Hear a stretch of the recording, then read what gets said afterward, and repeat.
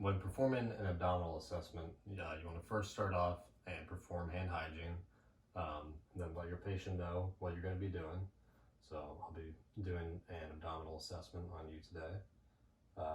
Then you can start off by asking them when their last bowel movement was, for women, when their last menstrual period, if they're having problems urinating, urinary frequency, anything like that.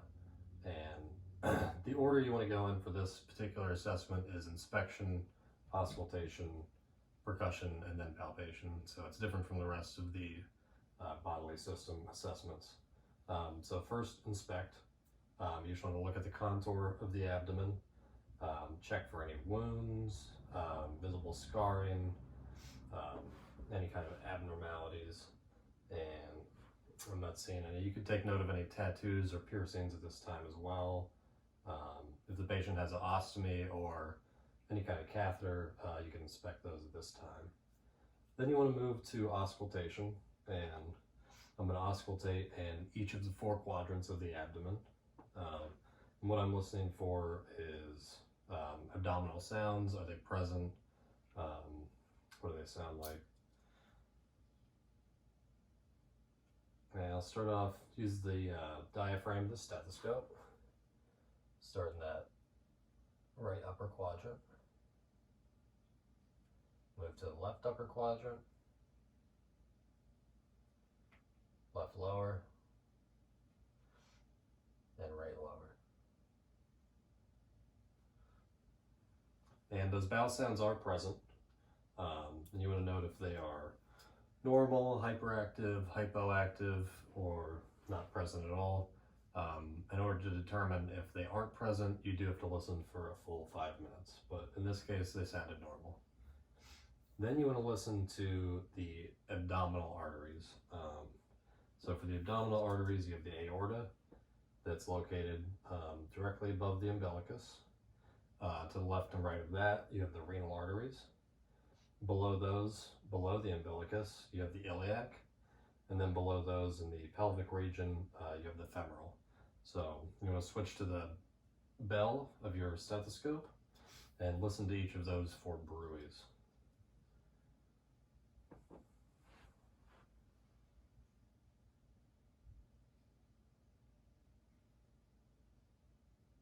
The renal.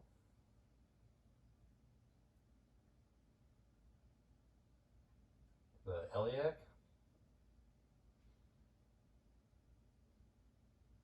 And the femoral. Good, so I didn't hear any bruits, so that's good. Then you want to move to percussion, and you want to percuss in each of the 4 quadrants as well. And you're going to be listening for tympany. So you want to hear that drum-like sound.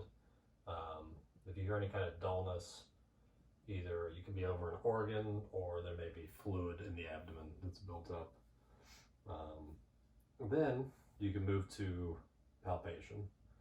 And first you want to start with light palpation and then move to deep palpation. And the light palpation allows the patient to get used to your hand, and you can begin to assess for any kind of tenderness.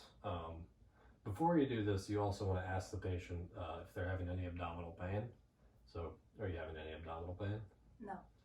And if they were, you just want to make sure you palpate that area last, and be careful when you're doing so. So I'm going to start with light palpation. Are you ready? Mm-hmm. And just tell me if you're having any kind of tenderness or pain. Anything? No. Good.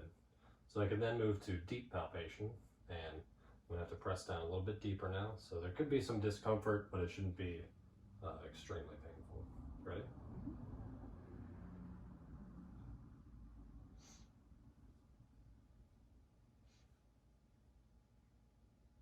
And did you experience any pain? No. Good. And I didn't feel any abnormal masses or hernias or anything like that either. So those are all normal findings. After that, you can assess for some specific disease processes.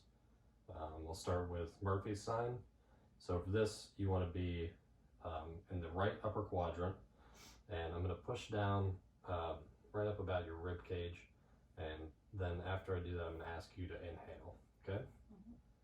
Go ahead and inhale.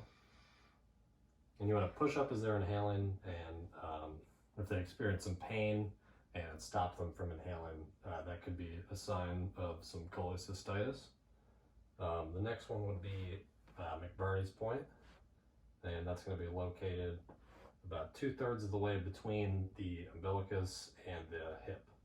So that's going to be right about here, and I'm just going to palpate that. You got any pain there? No. So pain in that region is going to be associated with appendicitis. Then I could do the iliopsoas. And what I'm going to do is I'm going to push against your leg here. I'm going to have you push up against it, okay? Maybe flex it a little bit. I'll push against my force. Do you have any pain here? No. So that would also indicate appendicitis. You can do it with the other side as well. Good. Any pain? No. And that could indicate some peritoneal inflammation if there was pain on that side. Next would be the obturator sign. So I'm going to have to flex your leg again. And then just move that in and out. Do you have any pain in this region? No. So that would also be a sign of appendicitis on the other side for peritoneal inflammation. I'm also going to have you lean up. You sit up. And this way you can assess for kidney stones or kidney inflammation.